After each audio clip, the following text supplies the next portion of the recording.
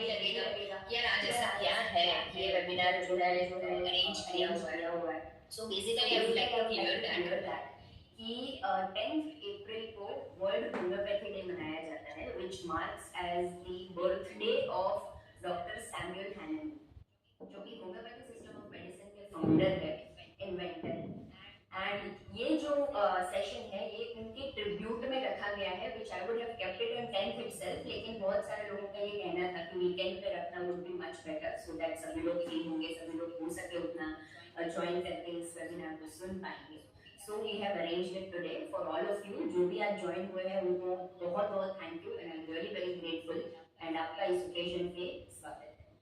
आज मैं एक ही रिक्वेस्ट करूंगी आपको कि आज का ये जो सेशन है इसमें आप कुछ बिलीव करना है या कुछ मानना है ऐसा मत समझिएगा। ये सेशन कुछ बिलीव करने के लिए या मानने के लिए नहीं है, कोई स्टबर्डनेस के लिए नहीं है कि होम्योपैथी बहुत अच्छी है ये है, इट्स नॉट लाइक दैट। ये हमने इसीलिए रखा है थोड़ा सा हम होम्योपैथी को समझ, जितना हो सके उतना डीपली होम्योपैथी को समझा जा सके कि what the system of medicine is all about.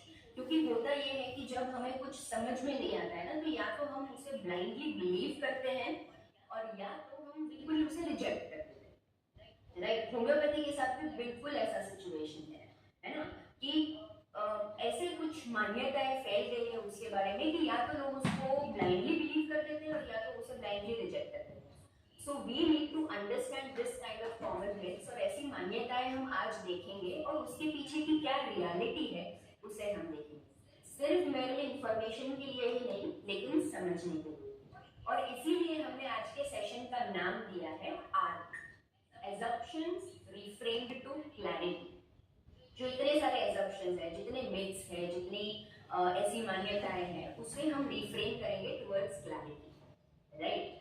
अभी वो समझने के लिए कि हमको अगर क्लैरिटी चाहिए तो उसके लिए ये भी समझना पड़ेगा कि भाई इतने assumptions है क्यों, राइट। वो भी समझना इतना जरूरी है कि why do myths exist, okay. So myths जो है वो लाइक हर सिस्टम के अराउंड myths है, राइट। इतने सारे myths है, जैसे होम्योपैथी जो है वो बहुत स्लो है, होम्योपैथी जो है वो विजिबल नहीं है, काम नहीं करती। अब ये एग्जिस्ट ही क्यों करते हैं? क्योंकि हमको जब कोई चीज नहीं समझ आती तो हम उसको बहुत इजीली डिसमिस कर देते हैं कि यार ये तो ऐसा ही, इसमें तो ऐसा ही होता है, you know. So it is very important. Chinese whisper के गेम जैसा है, जैसे किसी ने कुछ सच्चाई जो रियलिटी है वो बताई, आपने उसे अपने हिसाब से इंटरप्रेट किया और फिर उस अपने अपने हिसाब से तीसरे इंसान को बताई, उसने अपने हिसाब से इंटरप्रेट किया और आगे बताया। तो सच्चाई जो है वो, रियलिटी जो है वो कहीं दूर रह जाएगी एंड मिथ्स जो है, मान्यताएं जो है वो फैल जाएगी। यही सिचुएशन होती है होम्योपैथी के साथ, क्योंकि उसका एक्शन बहुत सटल है। Like this particular system of medicine works on root cause, तो एक बहुत सटल एक्शन है, इतना विजिबल एक्शन नहीं है कि दवाई ली और सीधा फर्क दिखना शुरू हो गया। इस तरह का सिस्टम नहीं है, इसलिए लोग बहुत सारी बातें बना देते हैं कि ये तो बहुत स्लो है, ये तो बिल्कुल काम नहीं करती है, तो बस मीठी गोली है, you know, that kind of myths बहुत मार्केट में। सो आज हम उस सरफेस से थोड़ा नीचे जाने की कोशिश, आज हम उस सरफेस से थोड़ा सा नीचे जाने की कोशिश करेंगे और we will try to understand कि क्या मिथ्स है, उसके पीछे की क्या रियलिटी है। और मैं आपको ये समझाने की कोशिश करूंगी विद फ्यू रिलेटेबल मेटाफर्स। मतलब आप डे टू डे अपनी डेली लाइफ में जो भी चीजें देखते होंगे या एक्सपीरियंस करते होंगे उसके साथ में रिलेट करके आपको समझाने की कोशिश करूंगी that how the reality of homeopathy is. और ये मत समझिएगा कि आज का कुछ भी सेशन जो है वो बहुत ज्यादा मेडिकल टर्मिनोलॉजी से भरा हुआ होगा या बहुत साइंटिफिक टर्मिनोलॉजी से भरा हुआ होगा, ऐसा कुछ नहीं होगा। डोंट वरी, बिकॉज ये हो सके उतना लेवल रखने की मैंने कोशिश की है कि जितना हो सके उतना सिंपलेस्ट वे में इसको समझाया जा सके। So let's start with the first one. सबसे पहला मिथ जो है वो ये है कि homeopathy is very slow acting, मतलब बहुत स्लो काम करती है। तो let us start with a very simple question, अगर मैं मेटाफर को ध्यान में रखूं तो, कि आप सिंपली खाना खा रहे। अब आप इस क्वेश्चन का, इस सिचुएशन का मुझे कमेंट्स में या अपने चैट बॉक्स में भी आंसर दे सकते हैं कि आप खाना खा रहे हैं और आपके कपड़े पे दाल गिर गई, राइट। तो अब अगर आप ऐसी सिचुएशन में हैं कि उसको आप ठीक कर सकते हो तो आप क्या करोगे?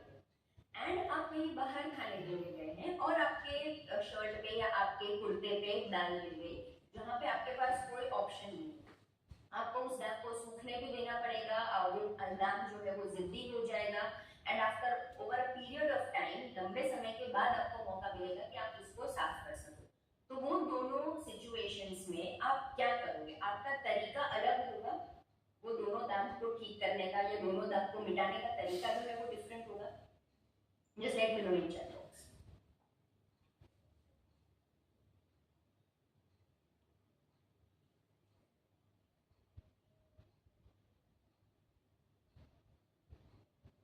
जैसे क्या हो सकता है, मतलब एकदम फ्रेश दाग है तो उसको हम कैसे साफ कर सकते हैं, और जिद्दी दाग है तो उसको कैसे साफ कर सकते हैं।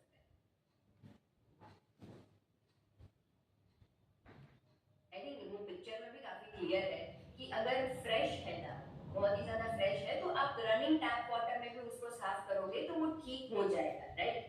तुरंत ही आप खाना खा रहे हैं, दाल गिरी और आपने साफ कर दिया। एंड वो दाग अगर जिद्दी है, सूख गया है, अंदर तक चला गया है, तो उसको डिटर्जेंट वाले पानी में आप डुबो के कपड़े को रखोगे, फिर उसको घिस के साफ करोगे, फिर आप कंफर्ट फैब्रिक वगैरह जो भी यूज करते होंगे उसको लगा के फिर मशीन में डालोगे।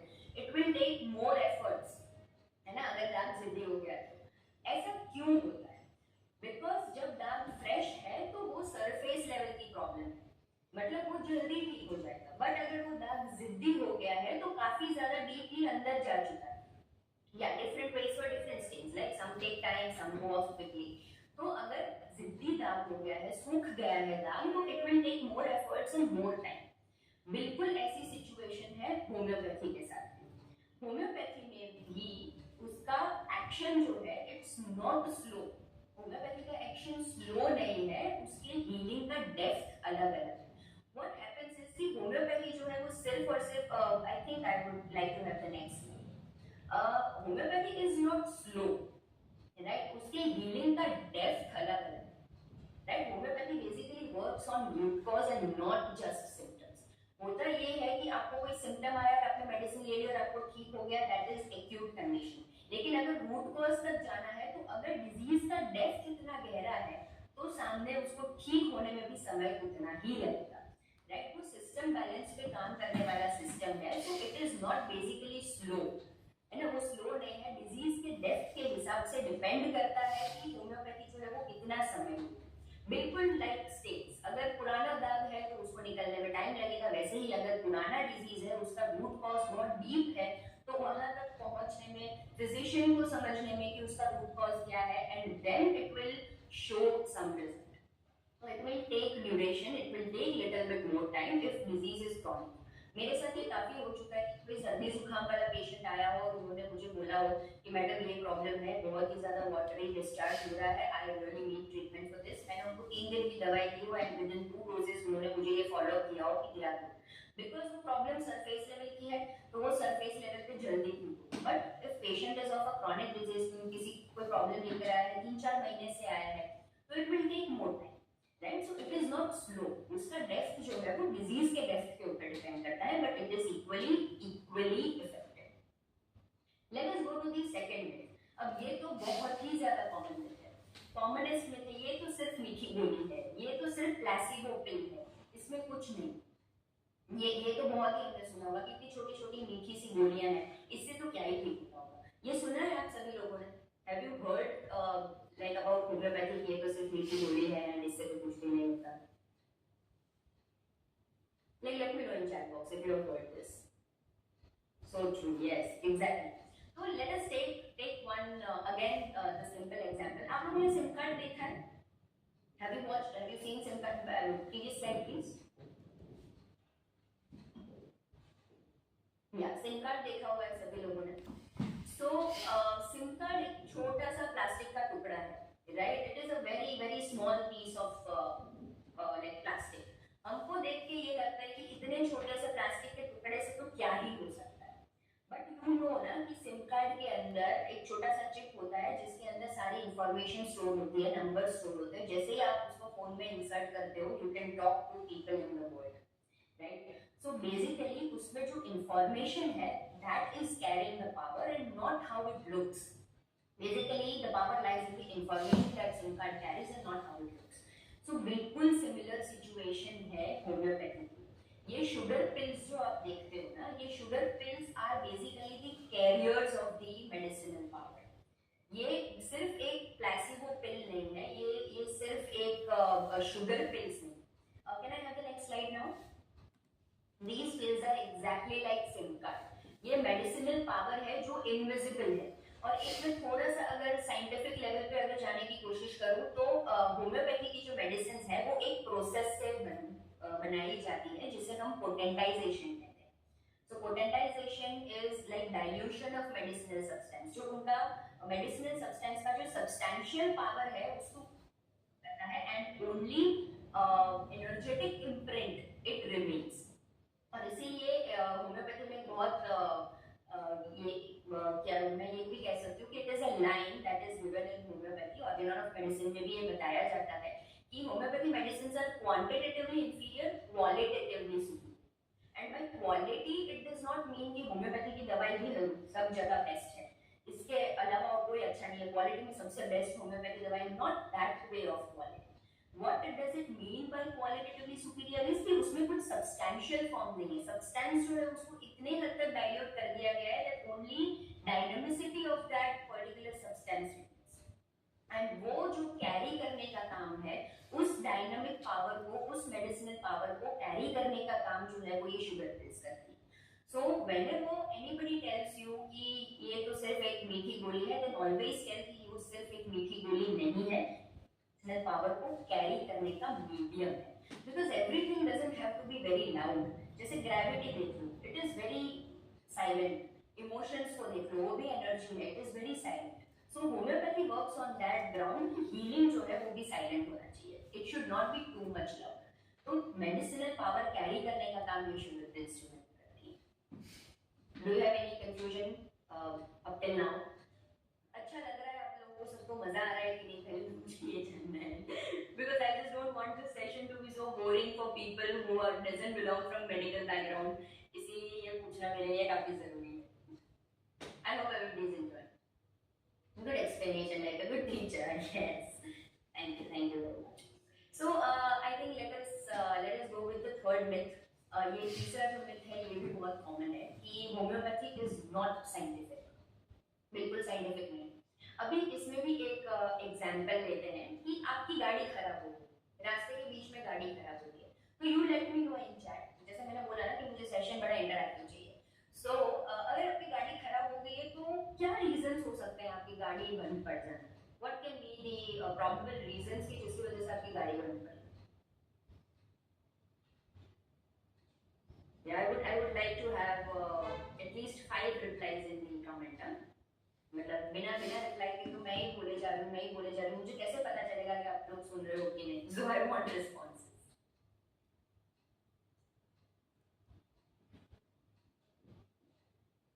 क्या probable reasons हो सकते हैं गाड़ी बंद पड़ जाने के? Low maintenance, okay. Engine breakdown, okay, perfect. No fuel, yes. Good. Tech issues, okay. Tire puncture, okay. Flat tire, yes.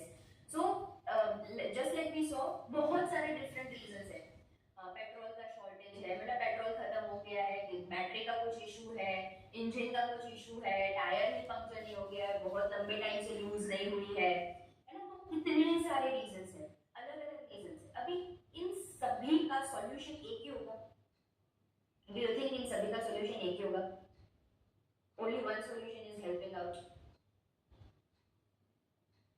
No, right? मतलब अगर पेट्रोल की प्रॉब्लम है तो पेट्रोल डलवाओगे, इंजन की प्रॉब्लम है तो इंजन को ठीक करवाओगे, मैकेनिक को बुलाओगे. अगर टायर पंक्चर हो गया है तो टायर को ठीक करोगे, बैटरी बिगड़ गई है तो again you call the mechanic to get the battery done, है ना. तो अलग अलग रीजंस का अलग अलग रिपेयर करने का तरीका है, right. Similarly in homeopathy it's also like that. जब अब हमको ये बोलते हैं ना लोग कि होम्योपैथी इज नॉट साइंटिफिक, तो ये मिसकंसेप्शन इसलिए है बिकॉज पीपल थिंक कि हर एक लोगों का हर एक सिम्टम के पीछे अलग अलग लाइन ऑफ ट्रीटमेंट कैसे हो सकता है. लाइक फॉर एग्जांपल किसी इंसान को सर दर्द है ना, अब उस सर दर्द होने के बहुत सारे अलग अलग रीजंस हो सकते हैं. जैसे प्राइमरीली उनको बहुत ज्यादा स्ट्रेस है, काम का स्ट्रेस है, वो भी सर दर्द हो सकता है। लैक ऑफ स्लीप है, नींद नहीं आई है उनको तो भी सर दर्द हो सकता है। फीवर है तो भी सर दर्द हो सकता है ना। तो ये तीनों के कॉजेज, इंडिविजुअलाइज्ड साइंस, वो इंडिविजुअलिटी के ऊपर ट्रीटमेंट डिसाइड की जाती है। So always remember that homeopathy is not unscientific, it is precise. हर एक इंसान की इंडिविजुअलिटी के हिसाब से, उनके बॉडी के पैटर्न के हिसाब से, उनके टेंडेंसीज के हिसाब से, उनके डीप रूट कॉज के हिसाब से line of treatment and remedies जो है वो डिफर करती है। Symptom might be the same but causation behind that is very very different. तो उसके हिसाब से हो सकता है कि रेमेडीज भी अलग हो और लाइन ऑफ ट्रीटमेंट भी अलग। So it is not unscientific, it is precise, right? Now let us go with yes, again organon of medicine. I just forgot to mention. So organon of medicine हमारे homeopathy का ये subject है. It is a very pioneer subject of this system of medicine, जिसके अंदर इस patient को किस तरह कैटेगराइज करना है, कौन से डिजीज को किस तरह कैटेगराइज करना है, कौन से डिजीज का क्या ओरिजिन हो सकता है, किस रूट कॉज की वजह से कौन से डिजीजेस डेवलप हो सकते हैं, ये सारी चीजें जो है वो इस किताब में मेंशन की गई है। This is one of the pioneer subjects of homeopathic system of medicine. So it is absolutely not unscientific, मतलब ये किताब हम लोगों को पढ़ने में भी 3 साल लगे थे। So definitely this is one of the well-defined science. It depends on individualized approach, and this is not something which is unscientific or random. Now let us go towards the fourth myth. बहुत common myth है, बहुत ही ज़्यादा common myth है, क्योंकि ये मैं myth तो शायद इसको नहीं बोल सकती. This could be like confusion that many people have कि इसको एलोपैथी के साथ हम नहीं ले सकते. I have used the system of medicine. मैंने एलोपैथी इसलिए यूज किया है because it is one of the best well-defined science.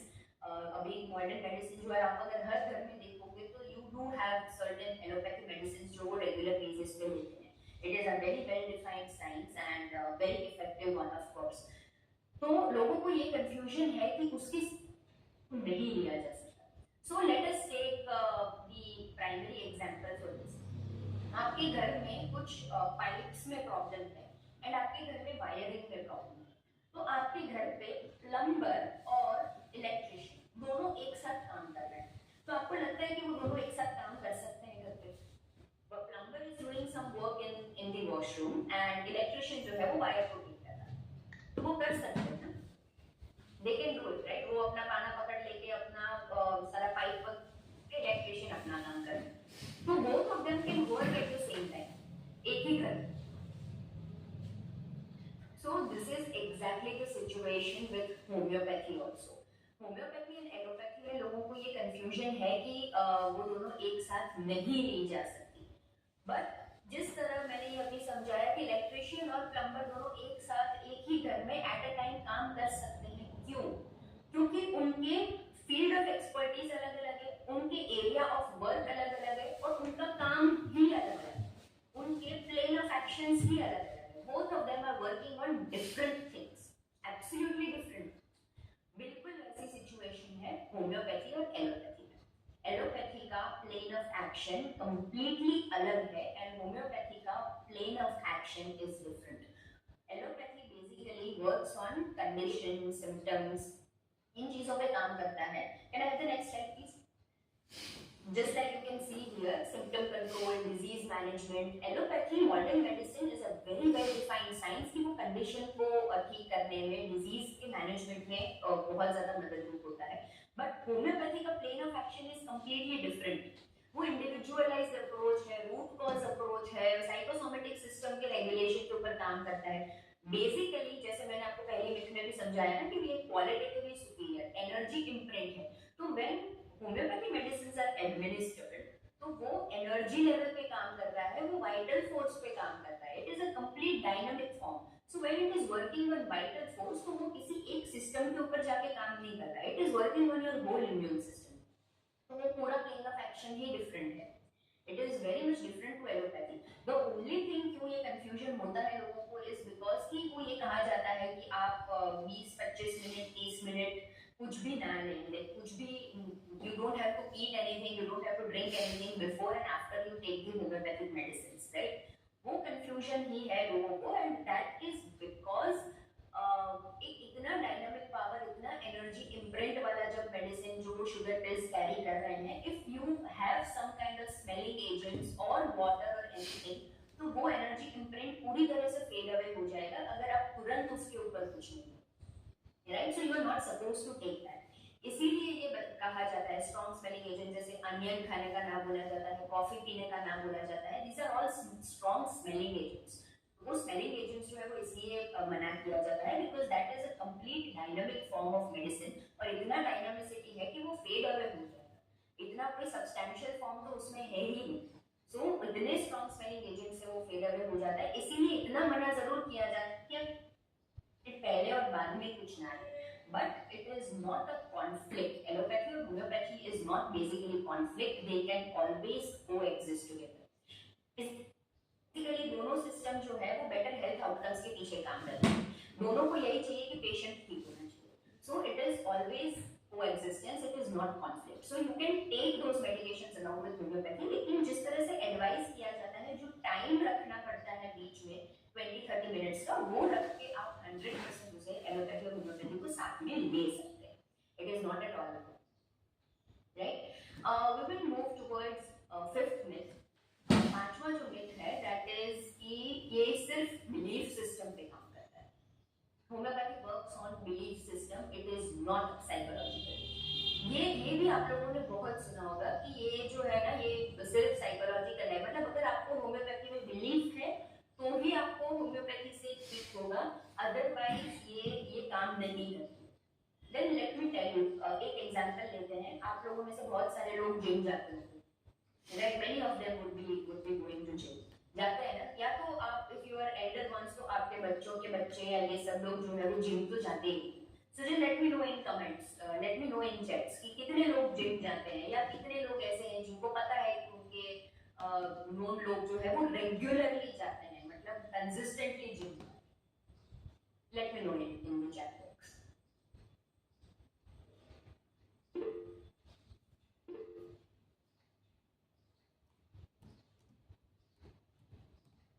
Yes, me, nice, good, good, good. तो आप लोगों ने कभी भी ये नोटिस किया है कि आप जब जिम में एक्सरसाइज करते हो, सो that is basically your muscle exercise. वो फिजियोलॉजिकल काम है कि जो कैलोरीज को बर्न करता है, right?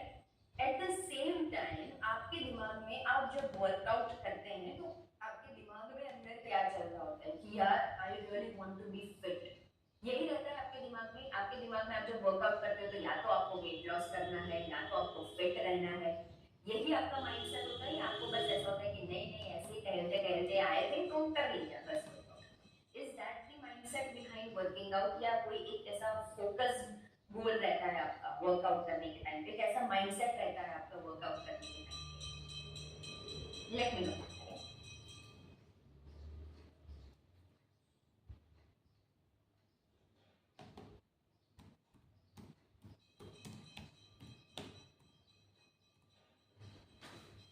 Focus goal, yes, there is a goal, right? Fitness का goal है, so वो जो fitness का goal है, that is your mindset. Fitness is the goal, right? So fitness आपका goal है, इसलिए आप जा रहे हैं, that is your mindset. वो fitness चाहिए मुझे, वो जो motivation है, वो mindset है, that is belief system. वो belief system है, जो काम कर रहे हो, जो आप workout कर रहे हो, that is physiological, जो calories को burn कर रहा है। अगर आपको वर्कआउट करने का मोटिवेशन नहीं है, अगर आपके अंदर वो गोल सेटिंग नहीं है कि भाई मुझे फिट होना है, तो आप कंसिस्टेंट नहीं रह पाओगे। आप वर्कआउट करने में बिल्कुल कंसिस्टेंट नहीं रहोगे। एक दिन जाओगे, रोज सुबह उठ के जाने का मन क्यों होता है आपको जिम में? Because you have very defined goal, because you have believe कि अगर मैं ये करूंगा तो मैं फिट रह पाऊंगा या रह पाऊंगी, व्हाटएवर, राइट? तो इसकी वजह से ये जो है वो रिजल्ट्स आपको दिखते हैं। You can see that thing in your results because आपका माइंडसेट है, बिकॉज आपका बिलीफ सिस्टम है। आई थिंक ये example one of the very legendary cricketer Virat Kohli ने बहुत बार अपने इंटरव्यूज में कहा हुआ है कि माइंडसेट एंड बिलीफ के बिना आप कुछ नहीं कर सकते। सो स्पेशली जब फिटनेस की बात आती है तो इसलिए मुझे हमेशा विराट कोहली याद आते हैं कि ही ऑलवेज टॉक्स अबाउट फिटनेस की उसमें भी पीछे बिलीफ सिस्टम होना बहुत जरूरी है. So similar situation is with homeopathy. अगर उसको हम होम्योपैथी के साथ रिलेट करें तो जो इफेक्ट है होम्योपैथी मेडिसिन का वो इफेक्ट बिल्कुल भी बिलीफ सिस्टम की वजह से नहीं है. Because let me tell you कि होम्योपैथी में जैसे मैंने ऑर्डिनल ऑफ मेडिसिन सब्जेक्ट के बारे में बताया वैसे ही होम्योपैथिक मटेरिया मेडिकल करके भी एक पायोनियर सब्जेक्ट है इन होम्योपैथिक सिस्टम ऑफ मेडिसिन जिसमें 2000 से भी ऊपर मेडिसिन जो है वो मेंशन किए गए हैं. There are more than 2000 remedies जिसका हेड टू टो क्या असर होता है वो बताया गया है. So it is 100% scientific and जो इफेक्ट है वो उन मेडिसिनल पावर्स की वजह से ही आता है. बट बिलीफ सिस्टम जो है that will amplify your results. अगर आपको बिलीफ नहीं है कि मैं इस मेडिकेशन से ठीक हो सकता हूँ तो आप उस पर कंसिस्टेंट नहीं रहो. जैसे पहली मिथ में समझाया कि होम्योपैथी बहुत स्लो है. अभी कोई क्रॉनिक डिजीज है आपको तो नेचुरली वो स्लो एक्टिंग होगा क्योंकि उसको टाइम लगेगा, ड्यूरेशन ज्यादा है, बहुत लंबे टाइम से प्रॉब्लम है तो आपको लंबे समय तक ये दवाइयां जो है उसे लेनी पड़ेगी. तो आप लेंगे नहीं अगर लंबे टाइम तक. अगर थोड़े टाइम में आपको नहीं दिखेगा रिजल्ट्स और आपका पेशेंस छूट जाएगा तो you will not stay consistent in that. वो ट्रीटमेंट पे अगर आप कंसिस्टेंट नहीं रहोगे तो आपको रिजल्ट्स नहीं दिखेंगे and then you will feel कि बिलीव नहीं होता ना इसीलिए ये काम नहीं. But it is not belief system which is bringing result. जो रिजल्ट है वो 100% रेमेडीज से ही आ रहा है, दवाइयों से ही आ रहा है. बट जो बिलीफ सिस्टम है उससे कंसिस्टेंसी है. Belief system always works on consistency. आप अगर कंसिस्टेंट रहोगे अपने ट्रीटमेंट में, आपको जिस तरह बोला गया है कि आपको ऐसे दवाई लेनी है, आपको 25 मिनट पहले कुछ नहीं लेना है, 25 मिनट बाद कुछ नहीं लेना है, तो you will not take that for a longer time. अगर आपको बिलीफ नहीं है, अगर आपको जब 10 दिन में अगर फर्क नहीं दिखेगा, आपको 3-4 महीने से प्रॉब्लम है और आप 10 दिन में अगर नहीं फर्क दिखेंगे तो you will stop taking. But belief है ना कि नहीं यार ये मुझे ठीक हो सकता है दवाई लेने से, तो आप कंसिस्टेंट है. That's why we emphasize on belief more. That's why we emphasize कि आप अपने आप को ये बोलते रहो कि you are very good, you will be fine. I am going to be fine. जैसे अभी स्लाइड में बताया गया है, I'll be fine. मैं ठीक हो सकता हूँ.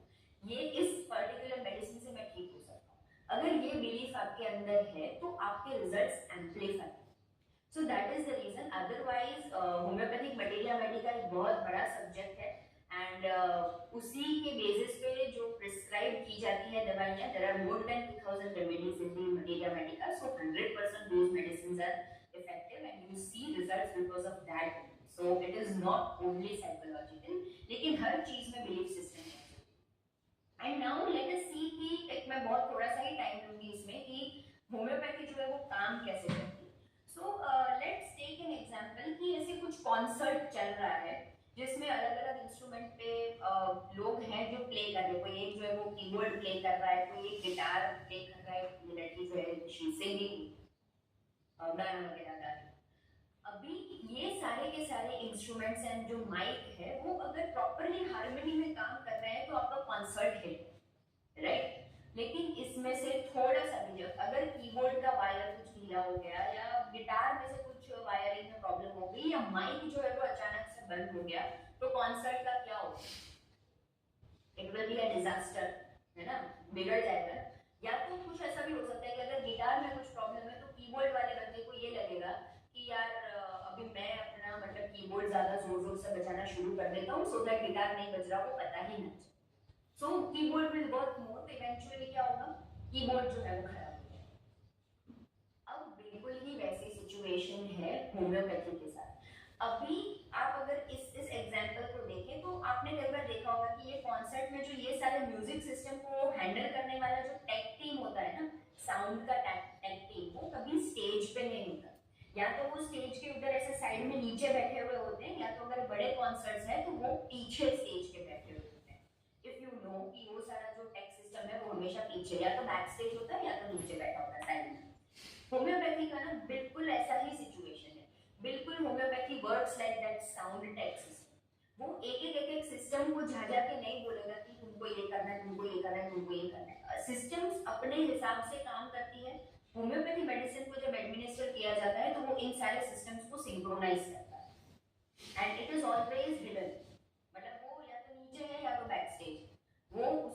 भी मतलब दिखेगा नहीं आपको कि ये, लेकिन उसका बहुत पाइवोटल रोल है, उसका बहुत सिग्निफिकेंस है। अगर वो साउंड टेक वाला बंदा नहीं बैठा है वहां पे तो हो सकता है कि आपका कॉन्सर्ट खराब हो जाए। So that is how homeopathy basically works. It works on synchronization of the system. It works on your immune system. It works on your vital force. वो आपके वाइटल फोर्स को एनहेंस करता है, वो आपके वाइटल फोर्स को synchronise करता है, जिससे आपके सिस्टम्स, आपके ऑर्गन्स ऑटोमेटिकली हार्मनी में काम करें। So that is the main role of homeopathy. And homeopathy जो है वो बिल्कुल ऐसे ही काम करती है, right? any confusion by now आप मुझे चैट्स में भी बता सकते हैं if you are feeling lost या कोई भी चीज मतलब अभी तक नहीं समझ में आई है तो we can repeat that slide, कोई दिक्कत नहीं।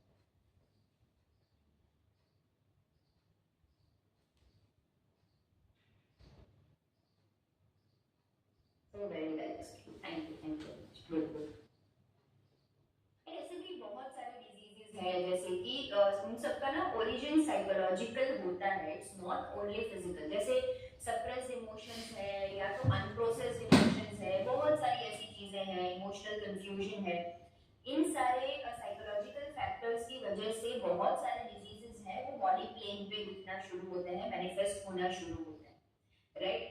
सो अगर हमें क्लैरिटी नहीं है उस चीज की कि इसके पीछे का क्या रीजन है, जैसे सरदर्द वाला एग्जांपल दिया कि सरदर्द हो रहा है लेकिन उसके पीछे का क्या रीजन है, अगर जब तक वो क्लैरिटी नहीं आती है तब तक हम वो ट्रीटमेंट नहीं कर सकते। Healing will always remain incomplete जब तक हमें पूरे रूट कॉज को हमें पता नहीं, राइट? एंड एक बहुत बड़ा ये भी एक मिथ है कि लोग हमेशा हमको बहुत बोलते रहते हैं कि यार मैडम आप ना बहुत लंबा लंबा केस टेकिंग लेते हो, आप बहुत लंबा चलाते हो, एक एक घंटा पूछते हो, पौना पौना घंटा पूछते हो। The reason behind long case taking of this is कि हम क्लैरिटी चाहते हैं, we want to go into the root cause of the disease कि वो एग्जैक्टली मैनिफेस्ट किस वजह से हुआ है, किस ओरिजिन से हुआ है, किस लेवल के सप्रेशन तक आपका बॉडी पहुंच गया है जिसकी वजह से आपको ये प्रॉब्लम से ये सिम्टम्स जो है वो दिख रहे हैं।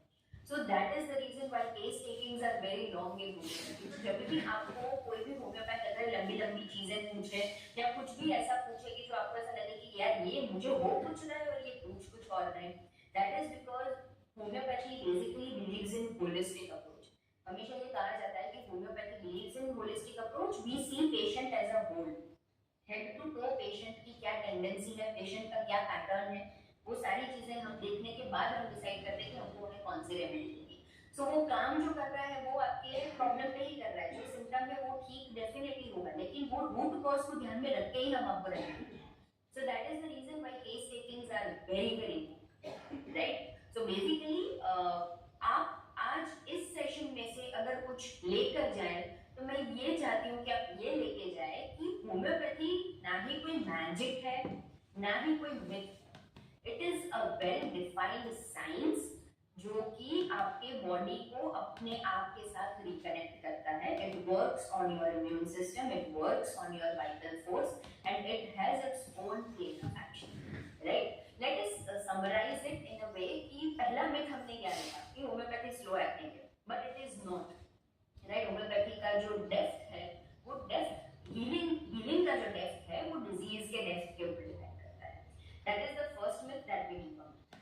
सेकंड वाला जो मिथ था दैट इज कि ये तो सिर्फ शुगर प्लेसिबो पिल है, बट वो शुगर प्लेसिबो पिल्स जो है these are the carriers of the medicinal power, और वो ऐसे बनाए गए हैं कि it is prepared to deliver the subtle and powerful therapeutic effects. So it is not just placebo, it definitely contains the medicinal power जो कि invisible है। थर्ड मिथ जो हमने देखा that homeopathy is not scientific, क्योंकि अलग अलग causes में अलग अलग रेमेडीज चाहिए, अलग अलग कॉजेज के लिए अलग अलग ट्रीटमेंट चाहिए, so it is precise, it is not unscientific, okay? That was the third myth. Fourth है कि ये एलोपैथी के साथ हम नहीं ले सकते, but it's not like that. Allopathy और होम्योपैथी एक कॉन्फ्लिक्ट वाले सिस्टम्स नहीं है, it can definitely coexist क्योंकि दोनों के plane of actions completely different है and वो बहुत safely एक ही body में coexist कर सकते हैं और complement भी कर सकते हैं। And fifth myth that we saw is कि वो सिर्फ और सिर्फ belief system पे काम करता है, वो सिर्फ और सिर्फ belief system पे काम नहीं करता, it is not just psychological. I would not say belief system पे बिल्कुल काम नहीं करता, कोई भी system of medicine belief system पे काम करता है, राइट? क्योंकि अगर आपको बिलीफ नहीं है ना कि आप ठीक हो सकते हैं तो आप किसी किसी भी चीज से ठीक नहीं हो सकते. So belief is very very important. Belief system amplify करता है results को, लेकिन जो remedies है, जो medicines है, they are absolutely showing the effect. Right? So मैं यही चाहूंगी कि आज के सेशन में से आप यही चीज लेकर जाएं कि homeopathy is actually a scientific system of medicine. वो ना ही myth है, ना ही simply magic. Right, because obviously we have spent years in experiencing and studying this, so I can definitely tell that it is a very well defined science. And ये जो भी मान्यताएं आप उससे उसके बारे में सुन रहे हैं, होम्योपैथी के बारे में सुन रहे हैं, I just hope that at least 5-10% of those confusions were clear.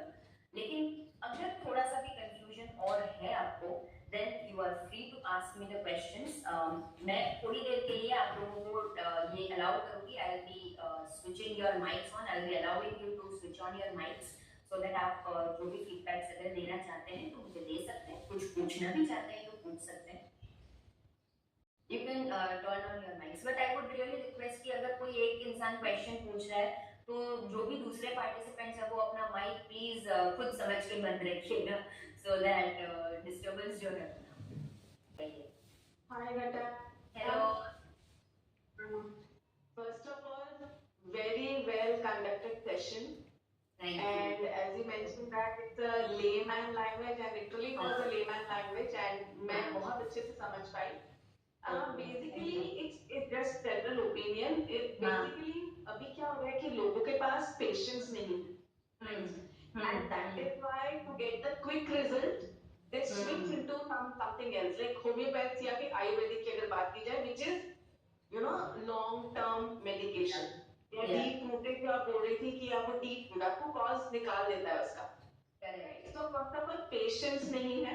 And secondly, the life has become like a reel. कि 15 seconds, everything, on a snap of a finger चाहिए अभी उसको. Everyone, including me as well. So, like, abhi now when I've attended this session, I got to know that it's not only like, causing your, the root, but it also helping you to gain or boost the, lost energy or जो कुछ भी है, Right. Yeah. So and it does not have any limited thing. It's the vast area it covers. Anything and everything it can cure. Anything you name it and you have medicine in it. I guess so. Yes.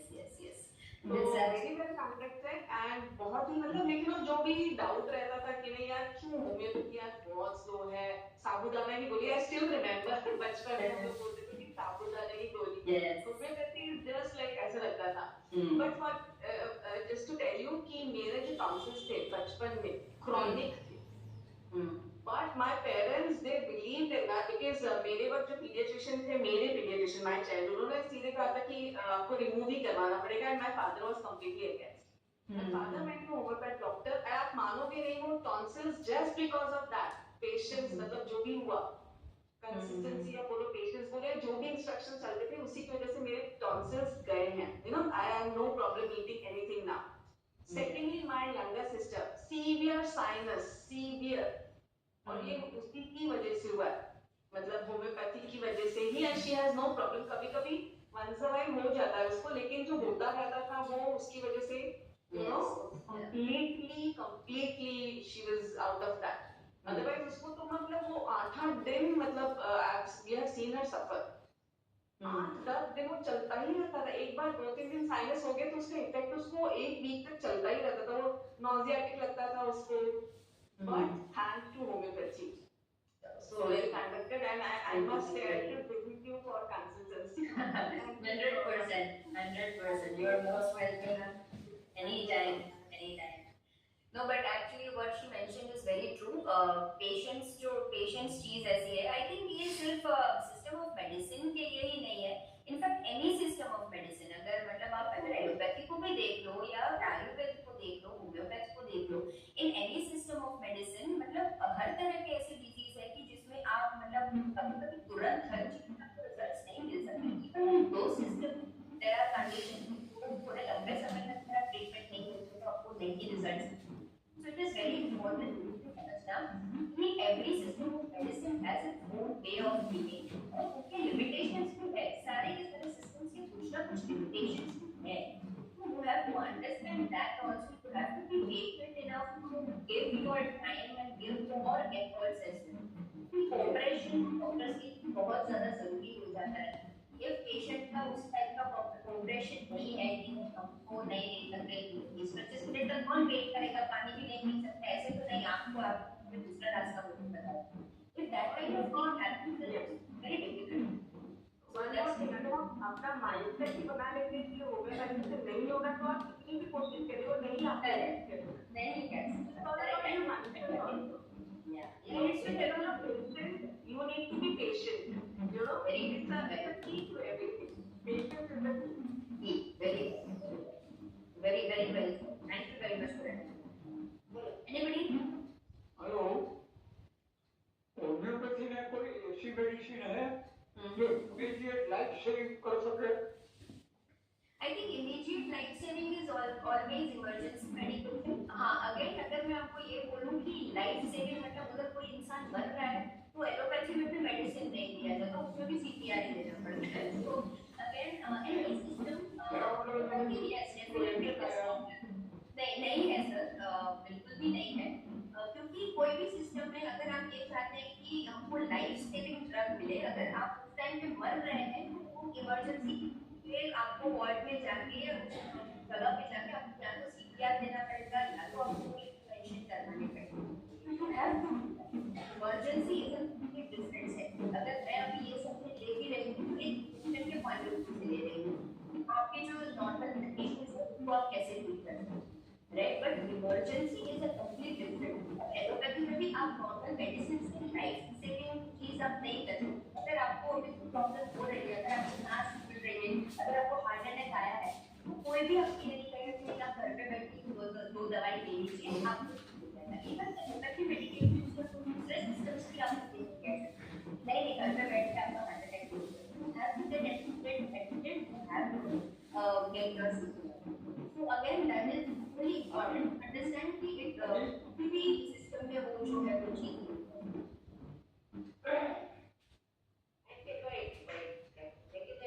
I think we'll give chance to somebody else also. Anybody else who wants to raise? आप chat box में भी question लिख सकते हैं ma'am if you want. That's fine. Some say that there is a steroid content in the medicine used in the homeopathy. So can you also elaborate that? Yes. So why that happens is because the medications which are potentized, जो मैंने potentization का आपको जो explain किया ना in the session, potentization process is done with the very edible amount of alcohol. जो edible alcohol होता है, not the alcohol जो ये सारे drinks वगैरह में use किया जाता है, not that, the edible one. उसमें पोटेंटाइज किए जाते हैं. व्हेन दीज शुगर पिल्स में आप जब वो कंटेंट को डाल के उसको जब एडमिनिस्टर करते हो तो इट लुक्स लाइक वो स्टेरॉइड है. लोगों को ऐसा लगता है कि वो स्टेरॉइड है, but it is not steroid. वो पोटेंटाइजेशन में एडिबल अल्कोहल जो होता है उसकी वजह से एंड शुगर पिल्स में जब वो डाला जाता है तो लोगों को ऐसा लगता है कि दिस इज स्टेरॉइड, बट उसमें कोई भी स्टेरॉइड कंटेंट नहीं है. बिकॉज मेनली चीज ये है, सबसे बड़ा उसमें ये डिबंकिंग मैं अगर दे सकूं आपको तो वो यही दे सकती हूँ कि because we are not at all focusing on the substantial part. जो सब्सटेंस है मेडिसिन का उसी को अगर हमने इतना ज्यादा डाइल्यूट कर दिया, ऑलमोस्ट जीरो कर दिया, only energy imprint is remaining in the medication, तो वो किसी भी तरह का कंटेंट जो है वो उसमें हो ही नहीं सकता. Because it's only focused on dynamicity of the drug. तो वो जो भी रेमेडी है उसका सिर्फ एनर्जी इम्प्रिंट है, सिर्फ और सिर्फ अगर उसमें मेडिसिनल पावर के नाम पे डायनामिक एनर्जी है तो वो नेचुरली कोई सब्सटेंस होगा ही नहीं. Then it will not at all act as steroid. तो वो स्टेरॉइड उसमें है ही नहीं. But the only reason why people think like this is because of its process of potentization, कि वो उसको जिस तरह से डाइल्यूट किया जाता है इन द एडिबल अल्कोहल, उसकी वजह से वो किया जाता है. Because vehicle is that and it is one of the finest vehicles to potentize. पानी के साथ हम इसीलिए उसे पोटेंटाइज नहीं करते क्योंकि वो उस मेडिसिनल पावर को कैरी नहीं कर सकता. But edible alcohol can always carry that medicinal power, इसलिए उसको उसके साथ किया जाता है. And that is the reason जब वो शुगर पिल्स में डाला जाता है तो लोगों को लगता है कि ये स्टेरॉइड है, but it is not steroid at all, क्योंकि उसमें सिर्फ डायनामिक पावर है, सिर्फ और सिर्फ एनर्जी इम्प्रिंट है, there is no substantial form and it is definitely not steroid. So that is the main reason, basic reason ये है. उसके पीछे का बहुत लंबा साइंस है, बट उसके लिए शायद हम कभी कोई दूसरा सेशन में लेंगे. Okay, thank you. Thank you. I have a query regarding weight loss. Is there any harmless medicine available for weight loss? Yes. So weight loss के लिए medications exactly not to reduce the weight, लेकिन आपके appetite को control करने के लिए medicine definitely है, which will control your lifestyle, which will control your appetite, जिसकी वजह से automatic आपका weight loss हो सकता है. So yes, that way we definitely have a medicine for the harmless medication available for weight loss. Okay, I guess we are running out of time, so probably बहुत quick कोई एक question शायद मैं और ले सकती हूँ, and then I think we will wind up. Yeah, ma'am, Vinisha ji, definitely you can contact me anytime you want. Anything else anybody wants to say? Otherwise, I think we'll be winding up. Okay, so I guess that's it for today. I thank you all for attending this session. बहुत अच्छा लगा मुझे आप लोग सबसे बात करके, and thank you so much for remaining so interactive as well. It was really great to have given some kind of knowledge about it in a very layman language कि सब लोगों को समझ आ सके. So thank you so much for attending, and happy World Homeopathy Day to everyone. Of course belated because it was on 10th April. And this session happened to be the tribute for him, tribute for our master. So I hope कि आप सब तक वो feeling और वो समझ जो है वो पहुंची है. And till then, goodbye, tata, see you everyone. We'll definitely meet with something else, some other topic. Till then, yes. Thank you so much. I guess अगर आपको कोई भी questions अभी और है तो we will एक 2 मिनट के लिए अभी भी ये मीटिंग जो है वो हम चालू रखेंगे, so that you can type it on the chat box. We can take the screenshots for it as well. तो हो सकेगा उतना मैं शायद उसे जवाब दे पाऊंगी, and I will post it on my Instagram story as well. जो मेरा क्लिनिक का पेज है उसके ऊपर हम उस questions के answers को post कर सकते हैं. So you can ask in the chat box as well. और अगर आप उसका जवाब चाहते हैं तो you can go into my Instagram account, sweep in and check the stories as well. Follow कर सकते हो, follow भी करना चाहिए, लेकिन फिर you can definitely see the stories for the answer. Yeah. Thank you so much everyone. Thank you so much for attending. Have a nice day.